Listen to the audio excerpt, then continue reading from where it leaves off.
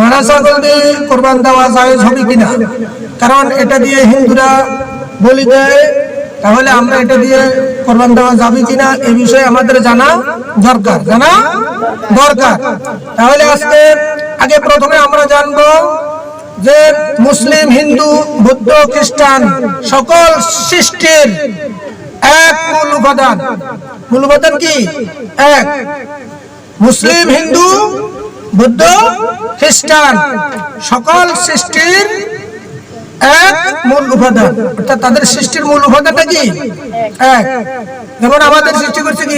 আগুন, পানি, মাটি, বাতাস, তারপরে কি হয়েছে? রূহ দান করেছে। এইবার হিন্দু কি? আগুন, পানি, মাটি, বাতাস, রূহ দান। খ্রিস্টানরা কি? আগুন, পানি, মাটি, বাতাস, রূহ দান।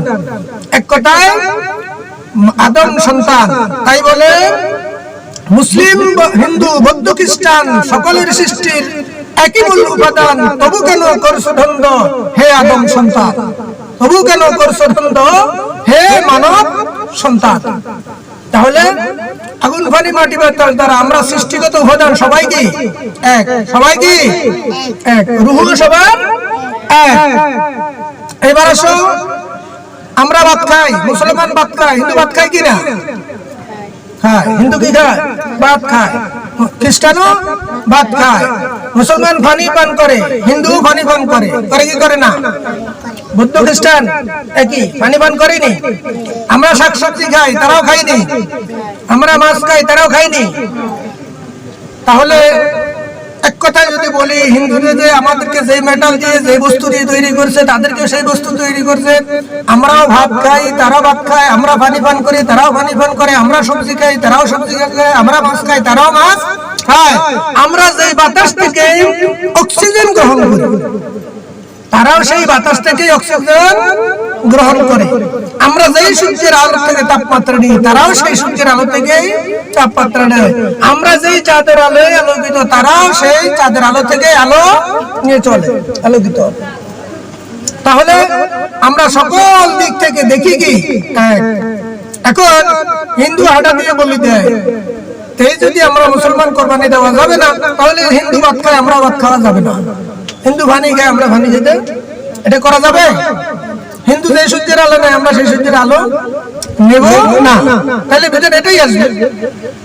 আসলে কি তাই না? আসলে এটা নয়। এটা শুধু আমাদের সমাজের কিছু স্বার্থান্বেষী ব্যক্তি, সুবিধাবাদী ব্যক্তি, তাদের নিজেকে বা নিজের স্বার্থ সিদ্ধির জন্য, সমাজে বিশৃঙ্খলা সৃষ্টি করার জন্য, মানুষের মধ্যে দ্বন্দ্ব সৃষ্টি করার জন্য কিছু ভ্রান্ত মতবাদের সৃষ্টি করে মানুষের মধ্যে বিভেদ সৃষ্টি করতে চায়, দ্বন্দ্ব সৃষ্টি করতে চায়। তাহলে সৃষ্টির উপাদানে খাওয়া পড়ার অক্সিজেন এক।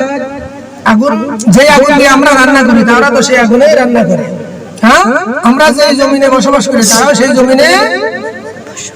এবার মূল কথা এসে, আমার বিষয় হলো, আমি যেই নবীর অনুসরণ করি, আমি যেই রাসূলের অনুসরণ করি, যেই মুর্শিদের অনুসরণ করছি, তিনি আমাকে কোনো বিষয়ে আদেশ নিষেধ করছে কিনা সেটা দেখার বিষয়। যদি আমি কাউকে মুর্শিদ মানি, রাসূল মানি, নবী মানি, তিনি যদি আমাকে কোনো কিছু নিষেধ করে থাকেন, তাহলে সেটা আমার জন্য মানা কি ফরজ। কিছু আদেশ করলে মানা ফরজ, যেটা নিষেধ করেন সেটা থেকে বিরত থাকা আমার জন্য ফরজ। তাহলে কোরআন আর হাদিসে কোথাও যে কাটা ছাগল দিয়ে কুরবানি দেওয়ার নিষেধ, এই কথার বিধান নাই, এই কথার বিধান নাই। তাহলে তোমরা কেন বাড়তি কথা বলে সমাজে বিভ্রান্ত সৃষ্টি করছো? বরং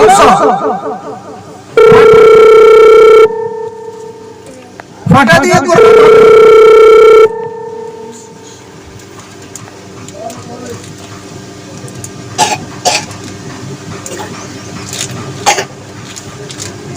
Iyan dice phone. Iyan phone dice, card dice. ये सोले नहीं, कैमरा सोले नहीं। कैमरा सोले दिसे नहीं, सेकंड उड़े नहीं। যদি আমার মুর্শিদ আমাকে যেটা নিষেধ করে, আমার দয়াল, আমার গুরু আমাকে যেটা নিষেধ করে, সেটা থেকে আমি বিরত থাকতে পারি। যেটা আদেশ করে সেটা আমরা মানব, যেটা আদেশ করে সেটা আমরা মানবো, যেটা নিষেধ করে সেটা থেকে বিরত থাকবো। কিন্তু এর বাইরের ওই মুন্সি বানতে পাত্রী যে কোনো কিছু কেউ কোন বিভ্রান্তিকর মশলা বা উক্তি দিয়ে আমাদের মধ্যে যেন ডিভাইডেড বা বিভাজন দ্বন্দ্ব সৃষ্টি না করতে পারে, সেই দিকে আমরা কি করবো? সজাগ থাকবো। ফাটা দিয়ে কুরবান হবে, বরঞ্চ খাসি এবং আবাল গরু দিয়ে কুরবান হবে না। এটা সুন্নি উলামা ইকরামের মাধ্যমে মতভেদ, প্রকৃত সুন্নি যারা, কেননা যে এই প্রাণীতে হয়েছে একটি অঙ্গ না থাকার কারণে তাকে খুঁজ ধরা হচ্ছে, যেখানে শিং ভাঙা থাকলে কোরবান হবে না, লেজ কাটা থাকলে কোরবান হবে না, কোরবানির স্থানে হেঁটে যাইতে পারলে প্রাণী, সেই প্রাণী দ্বারা কি হবে না? কোরবানি হবে না। তো একটা যদি এই মুহূর্তে শরীরে আল্লাহ রাব্বুল আলামিন বলছে তোমরা আমার সৃষ্টিকে কি করে না? বিকৃত করিও না। তাহলে খাসি এবং বলদ বিকৃত করা হয়েছে, তার একটি অঙ্গ কি করা হয়েছে? নষ্ট করা হয়েছে। সুতরাং এই প্রাণী দিয়ে কোরবানি হবে না, ফাটা দিয়ে কোরবানি হবে। বিষয় হলো যা বুঝে বলছে যে হিন্দু বলি দেয় বলে আমরা কোরবান দিতে পারবো না, কোরবানি হবে না, এটা ভ্রান্ত মতবাদ। এটা কি ভ্রান্ত মতবাদ? আমি এমন চাইলে আমি ফাটা দিয়ে কোরবান দিতে পারবো, ফাটা দিয়ে কোরবানি হবে, এটা হালাল। এটা কি? এটা কি হালাল? এটা তো হারাম নয়। এটা কি নয়? আজকের এই ভিডিও থেকে সমস্ত আদম সন্তান, আজকের এই ভিডিও থেকে সমস্ত আদম সন্তান, হিন্দু, মুসলিম, বৌদ্ধ, খ্রিস্টান, চাকমা, মারমা, যতগুলি ভাগে আমরা বিভক্ত হয়ে সারা পৃথিবীতে ছড়িয়ে ছিটিয়ে আছি, আমি সকল মানুষকে বলবো যে যার ইবাদত, যে যার গুরুর নির্দেশ মতো ইবাদত করুক, যে যার মতো জিকির করুক, তাসবিহ পড়ুক, নামাজ পড়ুক, পূজা করুক, এই নিয়ে কোনো দ্বন্দ্ব করবে না। আমরা সৃষ্টিগতভাবে সবাই এক, খাওয়া পড়া মাধ্যমে মিসিং রয়েছে। আমরা যে পোশাক পরি তারাও পোশাক পরে, তাহলে খাওয়া পড়ায় পোশাক পরার মাধ্যমে আমরা প্রায় একই। সত্য বলো মিথ্যা পরিহার করে এখানেও একই। এক কথায় সকল বিষয়ের মাধ্যমে এক, শুধু ইবাদতের জিকিরে তাসবিহ সালাতে একটু ব্যতিক্রম। সুতরাং এটা নিয়ে যেইভাবে পারুক তার রবের ইবাদত করুক, কিন্তু অন্য দিক দিয়ে আমরা এক। সুতরাং আমাদের মধ্যে ডিভাইডেড, মারামারি, হানাহানি, দ্বন্দ্ব যেন সবাই ভুলে গিয়ে আমরা মানুষ হয়ে যেন পৃথিবীতে বসবাস করতে পারি।